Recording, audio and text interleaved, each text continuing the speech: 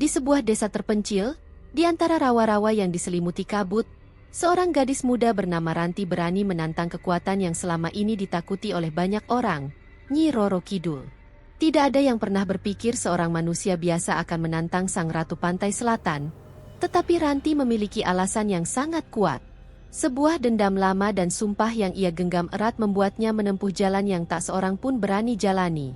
Jangan lupa like video ini jika kalian suka cerita misteri seperti ini. Subscribe agar tidak ketinggalan kisah-kisah nyata penuh misteri lainnya. Komen di bawah, kalian berasal dari kota mana? Ranti adalah gadis yang lahir dan besar di Rawa Rontek, sebuah tempat yang menyimpan ribuan kisah mistis dan legenda yang diwariskan turun-temurun. Rawa itu bukan sekadar genangan air yang sunyi, melainkan saksi bisu dari berbagai kejadian yang tak bisa dijelaskan oleh akal manusia. Orang-orang di desa percaya bahwa rawa ini memiliki hubungan erat dengan dunia lain, tempat di mana roh-roh gentayangan berkumpul dan para makhluk halus bersemayam. Dari kecil, Ranti sudah terbiasa mendengar cerita tentang perempuan-perempuan yang hilang di sekitar rawa. Tubuh mereka tak pernah ditemukan, hanya menyisakan pakaian atau barang-barang pribadi yang mengapung di atas air yang gelap. Namun, Ranti tak pernah peduli dengan cerita-cerita itu. Ia lebih sibuk meratapi kehidupannya yang penuh duka. Sejak kecil, ia tumbuh dengan luka di hatinya yang tak pernah sembuh. Ibunya, satu-satunya orang yang paling ia sayangi, menghilang tanpa jejak ketika pergi ke Laut Selatan. Orang-orang desa hanya bisa menggeleng dan berkata, "Sudah takdir. Jika seorang perempuan terlalu dekat dengan pantai, Nyi Roro Kidul bisa saja mengambilnya." Ranti tidak pernah bisa menerima jawaban itu. Bagaimana mungkin takdir bisa begitu kejam? Bagaimana mungkin seseorang yang hidup bisa tiba-tiba menghilang tanpa sisa? Ia berusaha mencari tahu, bertanya kepada orang-orang tua yang dulu mengenal ibunya, tetapi tidak ada yang berani berbicara banyak.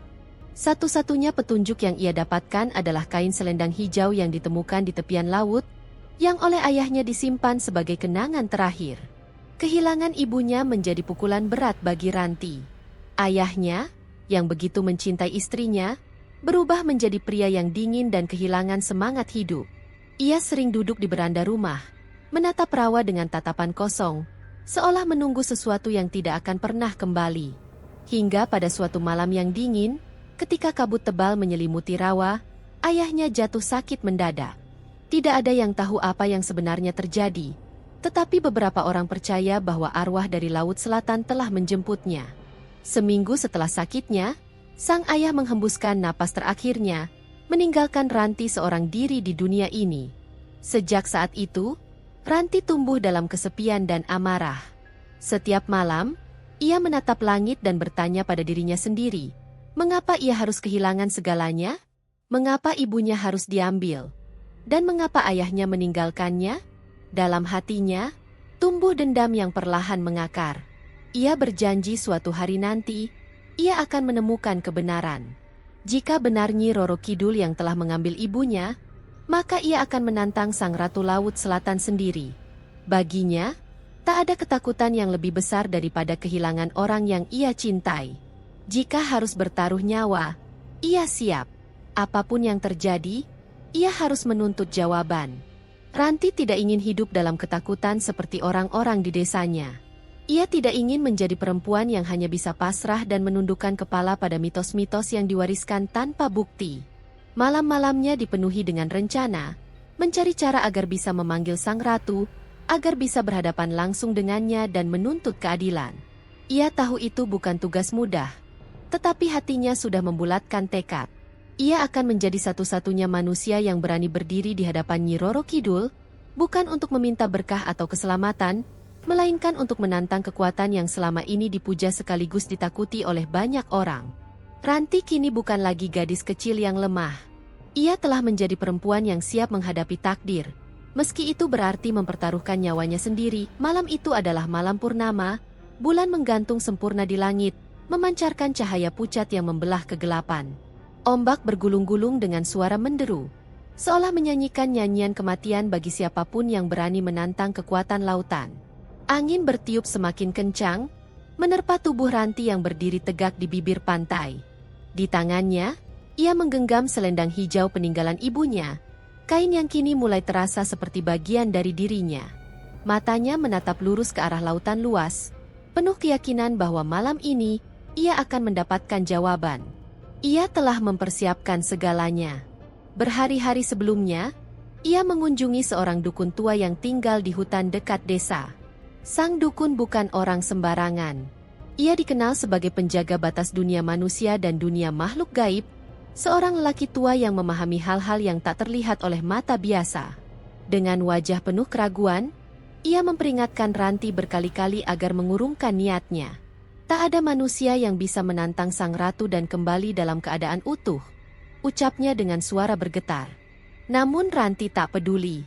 Ia bersikeras, dan akhirnya, sang dukun mengajarinya beberapa mantra perlindungan. Tapi ingat, ini bukan untuk menang, hanya untuk bertahan hidup, kata lelaki tua itu dengan tatapan tajam. Kini, di bawah langit yang dipenuhi bintang redup, Ranti mulai melantunkan mantra yang telah ia hafalkan. Kata-kata itu bergema di udara, seperti beradu dengan deru ombak yang semakin menggila. Langit tiba-tiba terasa lebih berat, seperti ada sesuatu yang sedang bangkit dari kedalaman laut. Tiba-tiba, suhu di sekelilingnya berubah drastis. Angin yang tadinya hangat kini menjadi dingin membekukan, menusuk kulit hingga ke tulang. Kabut hijau perlahan muncul dari tengah laut, menggulung-gulung, bergerak seperti makhluk hidup yang datang menjemput. Ranti tetap berdiri, tak bergerak sedikit pun. Di telinganya, ia mulai mendengar suara tawa halus, suara yang menggema di udara seolah berasal dari segala arah. Bulu kuduknya meremang, tetapi ia tidak mundur. Ia tahu, inilah saatnya. Tiba-tiba, ombak berhenti bergerak. Suara alam mendadak menghilang, seperti dunia sedang menahan napas. Dan di tengah kabut itu, sesosok siluet mulai terlihat. Perlahan, sosok tersebut mendekat, berjalan di atas air dengan langkah anggun yang begitu halus, seolah tak terpengaruh oleh hukum alam. Gaun hijau zamrudnya berkilauan di bawah sinar bulan, rambut panjangnya tergerai bagai gelombang laut, berkilauan seperti mutiara yang tak tersentuh. Wajahnya begitu cantik, begitu sempurna. Namun di balik keindahan itu, ada aura yang begitu kuat dan menakutkan. Ranti menelan ludah, hatinya mulai berdebar. Ia telah mendengar ratusan cerita tentang Nyi Roro Kidul, tetapi kini, berdiri di hadapan sang ratu sendiri adalah kenyataan yang jauh lebih mengerikan. Matanya yang tajam memandang lurus ke arah Ranti, seolah menelanjangi setiap pikiran dan perasaan yang ada dalam dirinya. Berani sekali kau memanggilku, anak manusia. Suara itu bergema, terdengar begitu lembut tetapi penuh kewibawaan. Ranti merasakan lututnya melemas, tetapi ia menggenggam erat selendang ibunya, mengingat kembali alasan mengapa ia berada di sini. Ia tidak bisa mundur sekarang. Ia telah bersumpah. Maka, dengan segala keberanian yang tersisa, ia menatap sang ratu dan berteriak, "Aku tidak takut padamu. Kau telah merenggut ibuku, dan aku akan membalasnya." Angin tiba-tiba berputar lebih kencang, kabut hijau semakin menebal, dan ombak kembali bergulung dengan kekuatan yang lebih besar. Dunia seakan bereaksi terhadap kata-kata Ranti, seolah tak percaya bahwa ada manusia yang cukup berani menantang sang penguasa lautan. Di wajah Nyi Roro Kidul, senyuman tipis terukir, tetapi bukan senyum ramah, melainkan senyum yang penuh misteri dan bahaya. Malam itu, nasib Ranti akan ditentukan. Akankah ia menjadi gadis pertama yang berhasil melawan sang ratu? Atau akan ia menjadi bagian dari lautan seperti ibunya dahulu? Sosok itu semakin jelas, langkahnya begitu ringan di atas air, seakan lautan tunduk di bawah kakinya. Wajahnya bercahaya dalam remang bulan, begitu cantik dan sempurna, tetapi juga menakutkan. Mata Nyi Roro Kidul bagaikan dua permata hijau yang memancarkan cahaya mistis, menembus jiwa siapapun yang berani menatapnya. Keanggunannya tak terbantahkan, dan auranya begitu kuat hingga udara di sekelilingnya bergetar. Meski dari kejauhan tampak indah, mendekat kepadanya adalah hal yang mustahil tanpa merasakan ketakutan yang mencekik. "Berani sekali kau memanggilku, anak manusia." Suaranya bergema, halus, tetapi penuh wibawa. Seolah setiap kata yang keluar darinya adalah perintah yang tidak bisa dibantah oleh siapapun, termasuk lautan yang bergelora di belakangnya. Suaranya tak hanya terdengar di telinga Ranti, tetapi juga di pikirannya, mengisi seluruh ruang dalam dirinya. Ranti menggigit bibir, tubuhnya menegang, tetapi ia menolak untuk menunjukkan ketakutan. Ini adalah saat yang telah ia tunggu. Ini adalah alasan mengapa ia bertahan selama ini. Ia menarik napas dalam-dalam dan menegakkan tubuhnya. Aku tidak takut padamu. Kau telah merenggut ibuku, dan aku akan membalasnya. Teriaknya, meskipun suaranya terasa kecil dibandingkan dengan kehadiran sang ratu yang begitu mendominasi. Nyi Roro Kidul mengangkat satu alisnya, seolah terkejut, atau mungkin terhibur, oleh keberanian gadis di hadapannya. Tidak ada manusia yang pernah berbicara kepadanya seperti itu sebelumnya. Apalagi seorang gadis muda dari desa kecil. Senyumnya tipis, tetapi di balik senyum itu, ada sesuatu yang mengancam. Balas dendam? Tanyanya. Suaranya tetap lembut, tetapi memiliki ketajaman yang bisa menusuk jauh ke dalam hati. Angin berputar semakin kencang, pasir-pasir pantai mulai terangkat, berputar mengelilingi mereka. Ombak yang tadinya menghempas kini bergerak tak menentu. Seperti laut sedang menunggu perintah dari ratunya. Ranti merasakan jantungnya berdetak lebih cepat. Tetapi ia tetap berdiri di tempatnya. Aku tidak peduli siapa kau. Aku hanya ingin tahu kenapa kau mengambil ibuku? Apa yang telah ia lakukan hingga kau menginginkannya? Suara Ranti bergetar sedikit, tetapi tatapannya tetap tajam. Nyi Roro Kidul menghela napas, seolah bosan dengan pertanyaan yang sama berulang kali. Banyak yang datang menuntut jawaban seperti ini, katanya.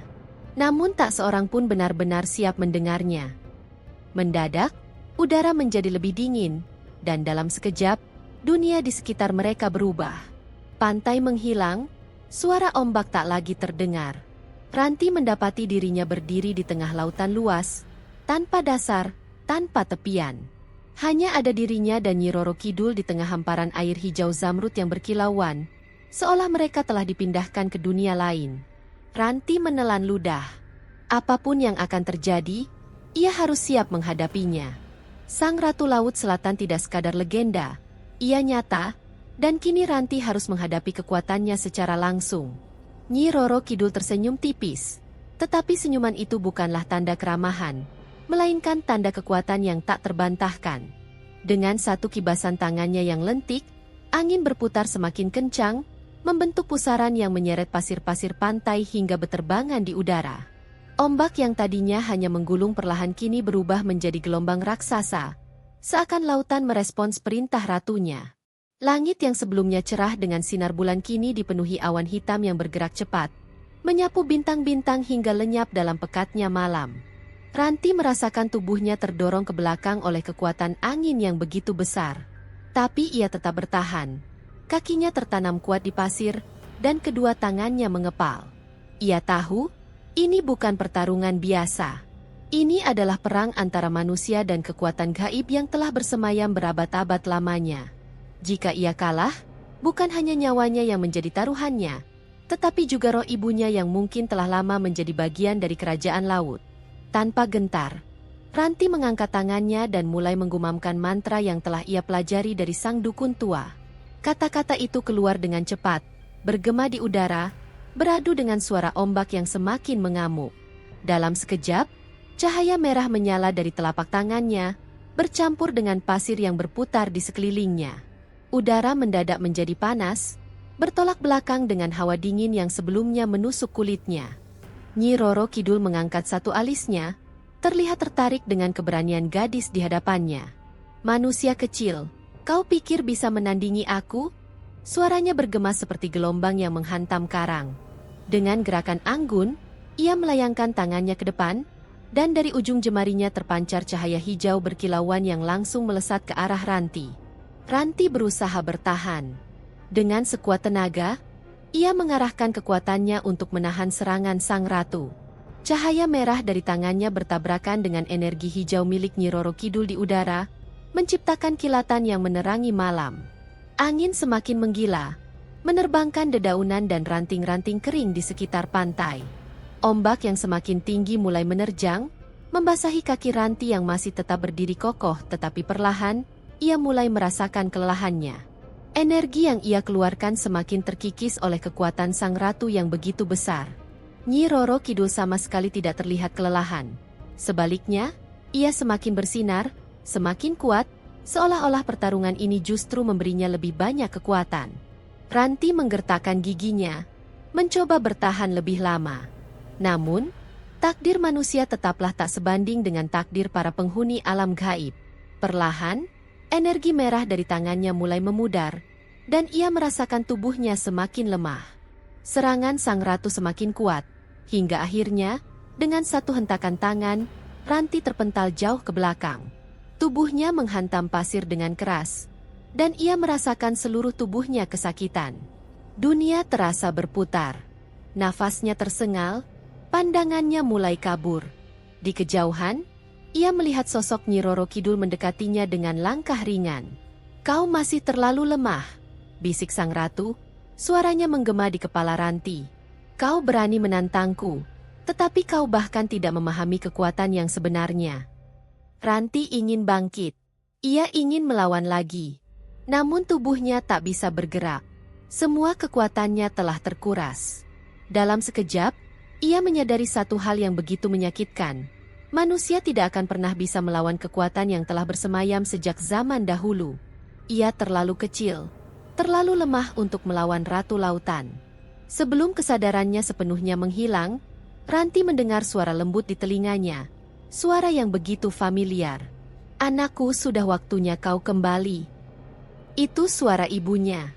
Ranti ingin menjawab, ingin memanggil ibunya, tetapi semuanya telah menghilang dalam gelap. Dalam sekejap, tubuh Ranti terhempas ke pasir dengan keras. Selendang hijau peninggalan ibunya berkibar di udara sebelum akhirnya jatuh dan tercabik oleh hembusan angin. Rasa sakit menjalar ke seluruh tubuhnya. Tetapi bukan hanya fisiknya yang terluka, hatinya juga hancur.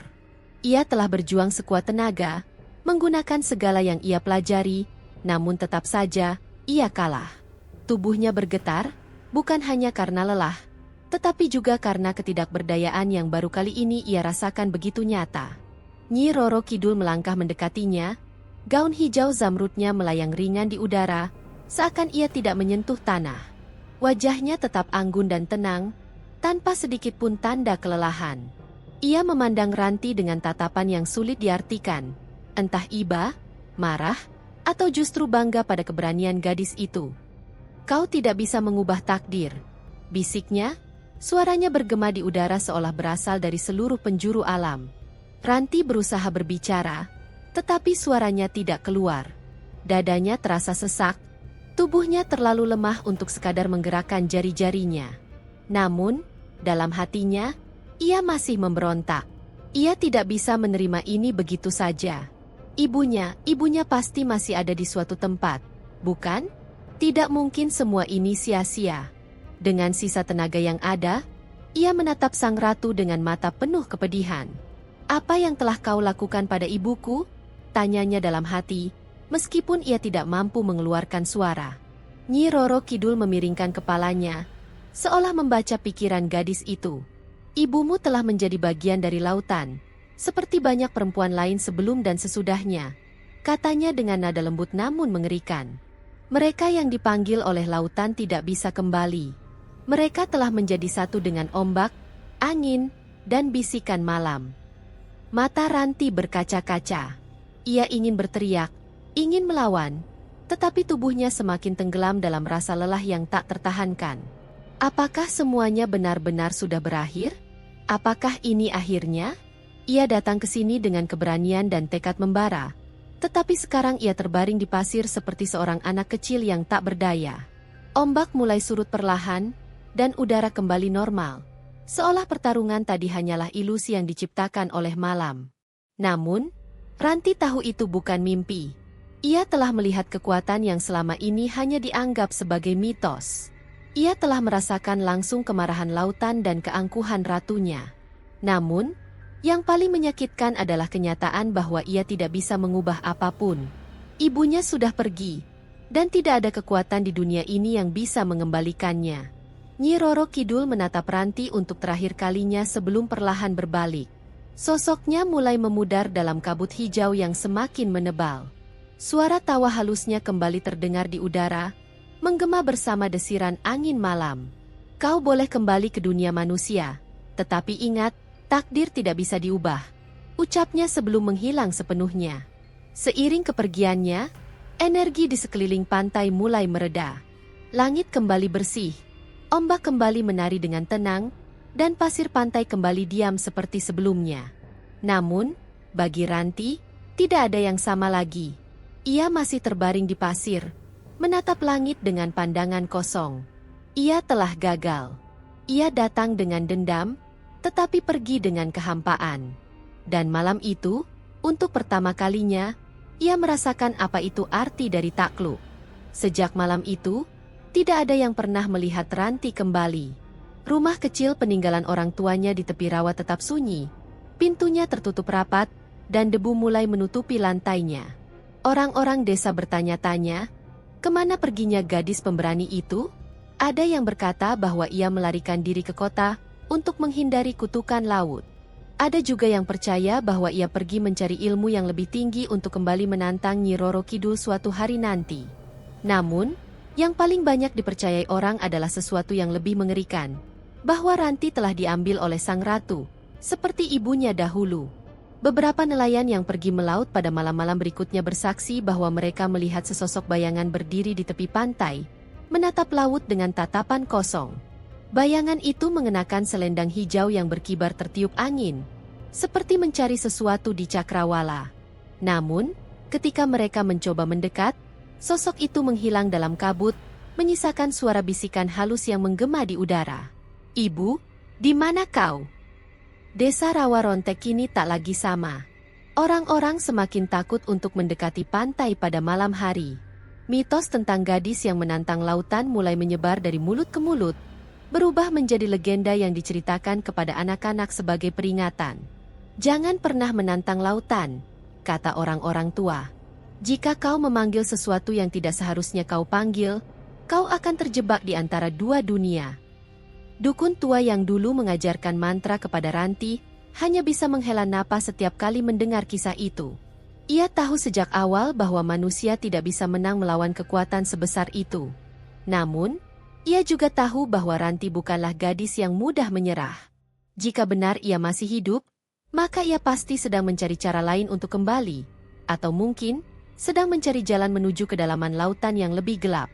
Hingga saat ini, di malam-malam tertentu ketika angin bertiup kencang, beberapa orang mengaku mendengar suara perempuan menangis dari arah pantai.